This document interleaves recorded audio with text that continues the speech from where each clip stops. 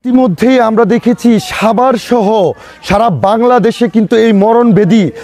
Dengue রোগে সবাই আক্রান্ত হচ্ছে এবং প্রতিনিয়তই হচ্ছে মানুষ মারা যাচ্ছে। তাই আমরা কেরানীগঞ্জ এবং সাভারের রূপকার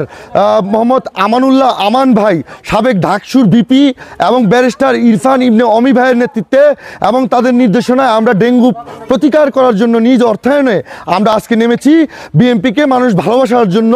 এবং বিএনপিকে ভালোবাসা অর্জন করার জন্য আজকে এই সামাজিক কার্যক্রমে আমরা লিপ্ত হয়েছি।